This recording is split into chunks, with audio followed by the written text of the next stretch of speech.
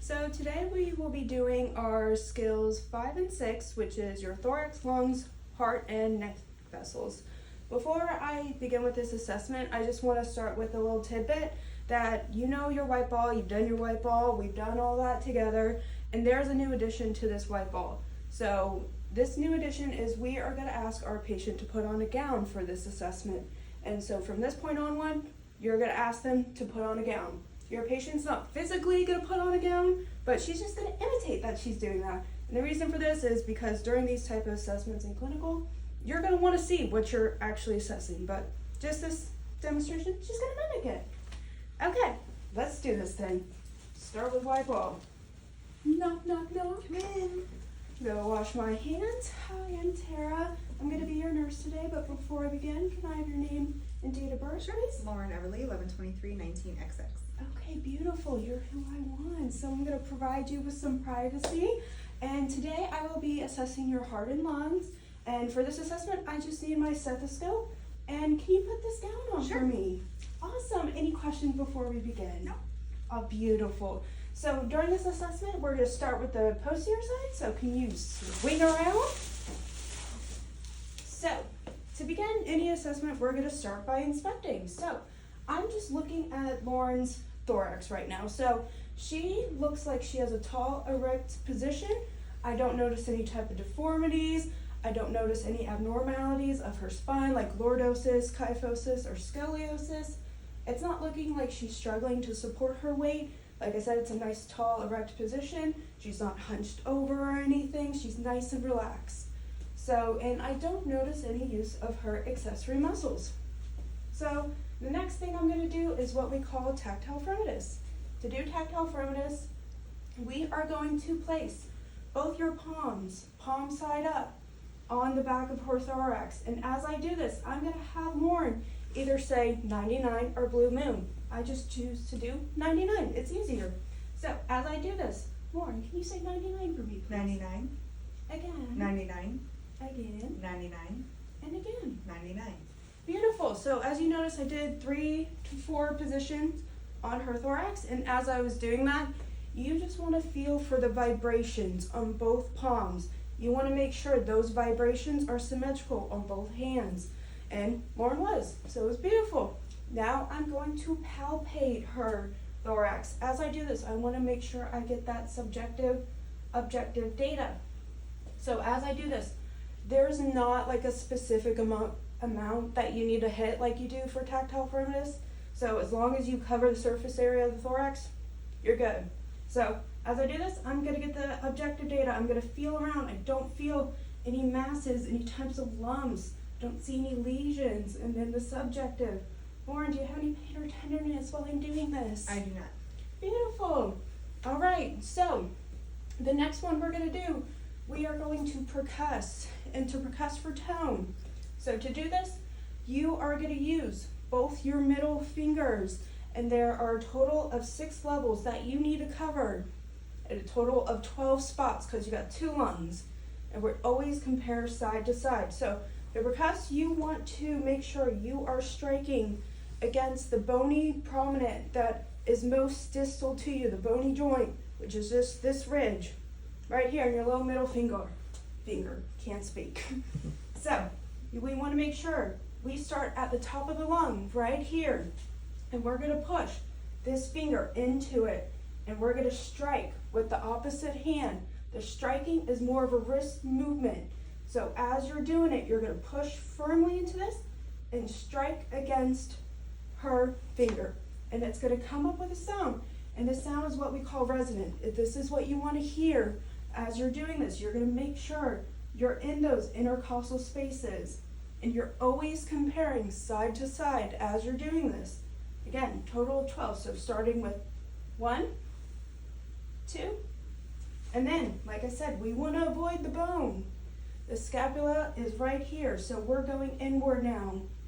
So 3, 4, 5, 6, 7, 8, and you got 4 on the side. 9, 10, 11, and 12.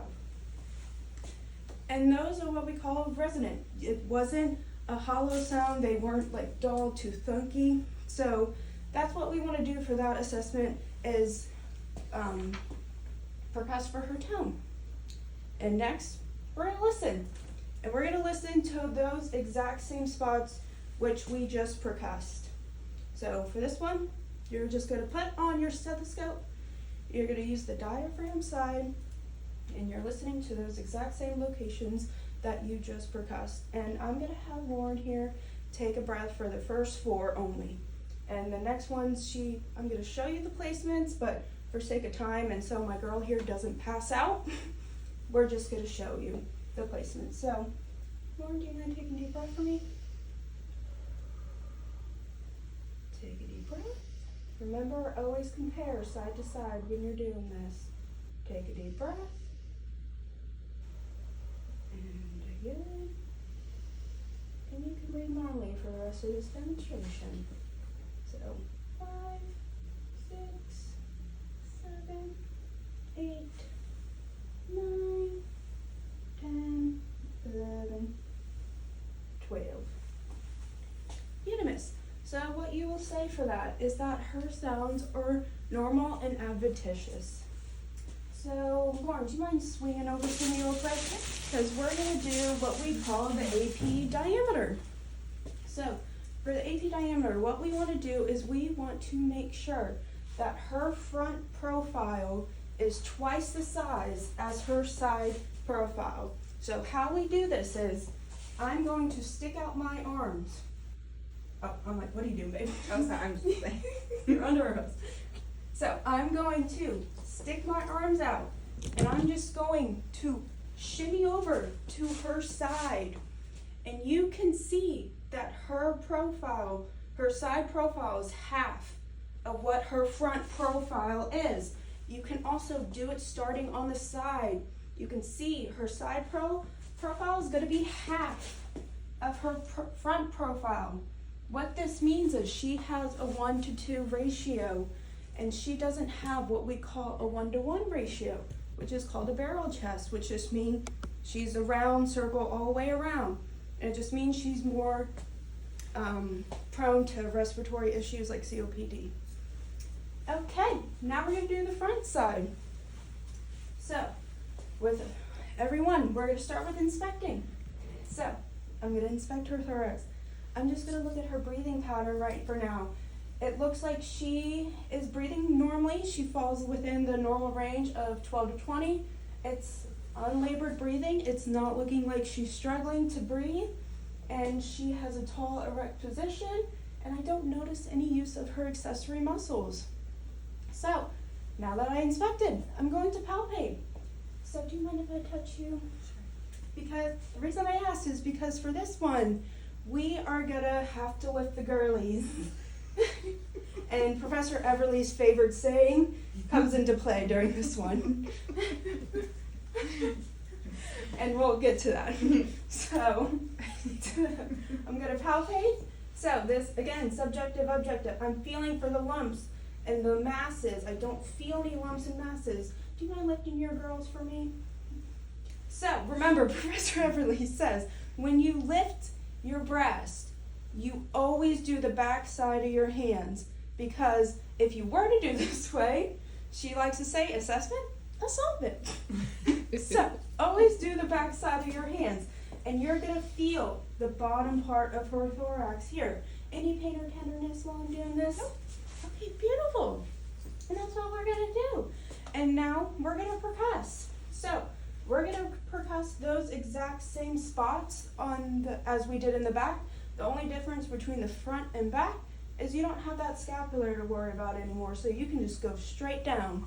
And again, there's 12 spots, and again, always compare side to side. Can you see? Yes. So 1, 2, 3, 4, 5, 6,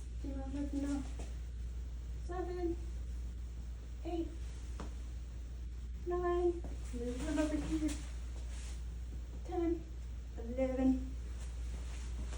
This is what we refer to as a ladder pattern. Yes, ma'am. what Professor Johnson said.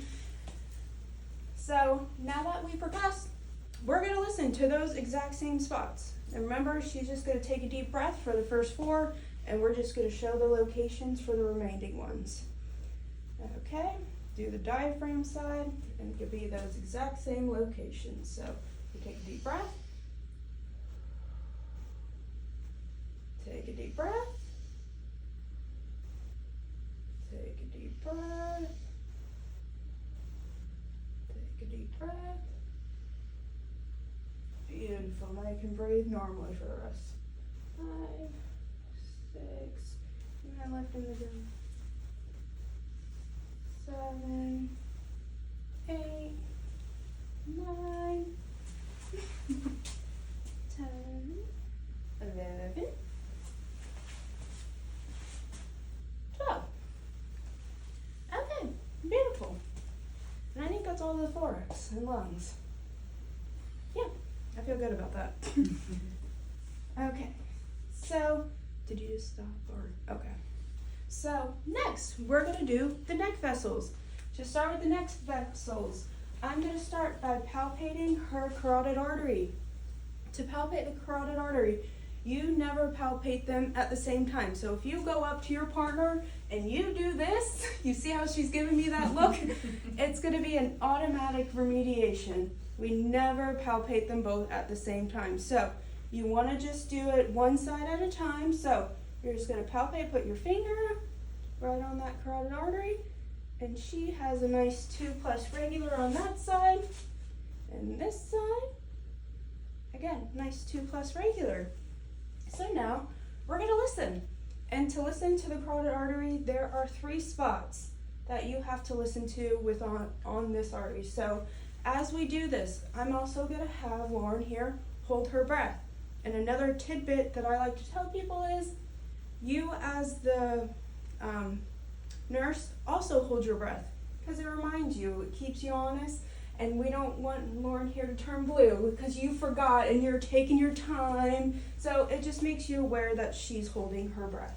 So we're going to listen to her carotid artery using the bell side of the stethoscope, and then I'm going to put it in, make sure it's on. Okay, do you mind holding your breath for me? Releasing and hold.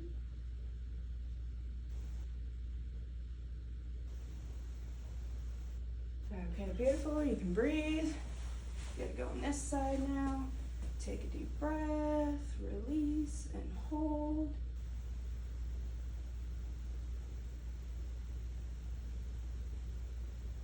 Okay, beautiful. Release. And I didn't hear any buoys. So beautiful. So next we have the JVD. So do you mind laying down for me, So for JVD, we have our patient lay down and look to the left. So right now, I don't see, what I'm looking at is Lauren's jugular vein to see if it's bulging. But I don't see Lauren's vein bulging. But during checkoff, you're gonna act as if you do see that vein bulging. So I'm gonna act it out now. So you're like, oh, she's looking to the left. I see her jugular vein bulging. So now I'm gonna move her up 30 to 45 degrees, and she's still gonna look to the left. You're like, oh crap, I still see her jugular vein bulging. And now you're gonna move her up to 90 degrees, still looking to the left, and you're like, oh no, her jugular vein's still there. And it becomes a positive result if you still see that jugular vein bulging at 90 degrees. So we're not super concerned if you still see it at 0 to 30 to 45 degrees.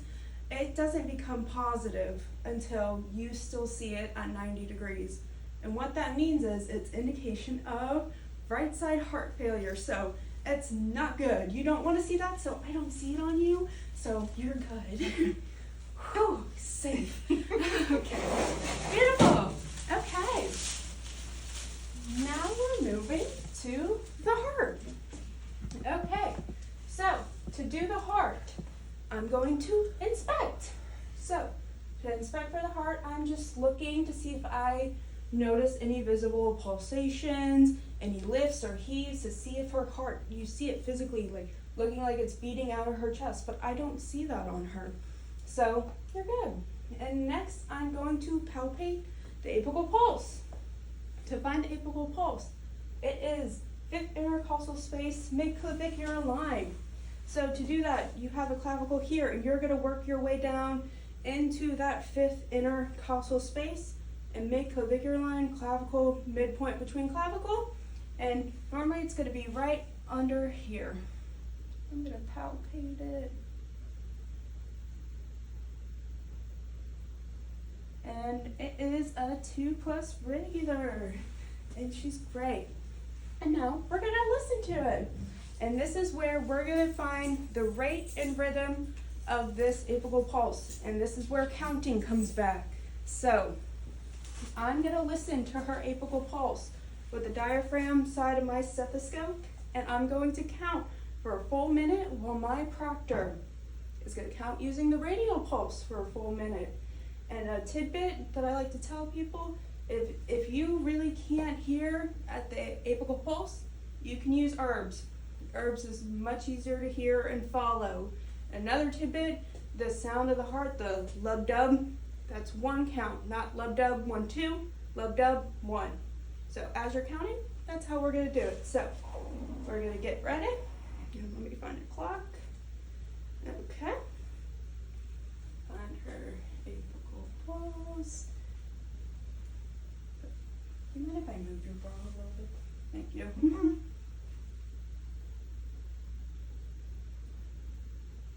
And I can't hear her that well here, so I'm going up to herbs.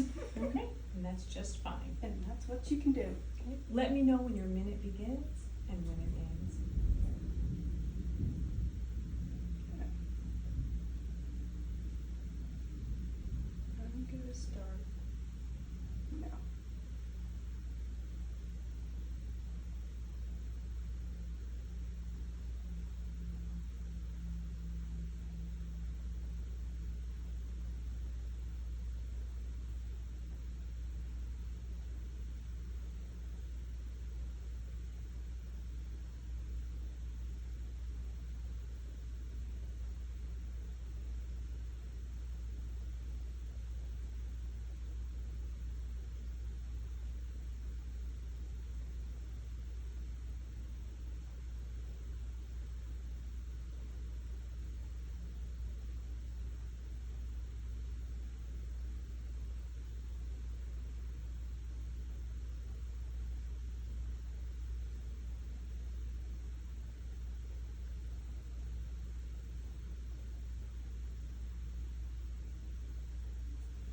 Okay, stop. So I got 83. I have a total of 85. Beautiful. So for this one, you have to be within 4. So her rate was 85 and it was regular. So that's what you do during that assessment. So now I'm going to listen to her heart sounds. To listen to her heart sounds, we're going to first, this side is better. So listen to the heart sound. You're going to use the diaphragm of the stethoscope, and you're going to name all this fun stuff I'm about to do. So we're going to start the aortic, second intercostal space, right sternal border. Pulmonic, second intercostal space, left sternal border. Herbs, third intercostal space, left sternal border. Tricuspid, fourth intercostal space, left sternal border. Do you mind lifting the red? And then mitral, fifth intercostal space, mid-clavicular line. I noticed at the aortic and pulmonic, S2 was greater than S1. I noticed that herbs, S1 was equal to S2. And then tricuspid and mitral, S1 was greater than S2. Now that I got that, I'm going to switch it to the bell side. And all I have to do is just listen again, and I'm going to say aortic, pulmonic, herbs, tricuspid, and mitral. And with the stethoscope, I was listening for heart murmurs, gallops, clicks, and rubs, and I didn't hear any. And I think that's it. So, I'm gonna wash my hands. I'm gonna document my findings. You were perfect, per usual. Killed it. And I'm gonna document my findings. And bye. Let me know if you have questions.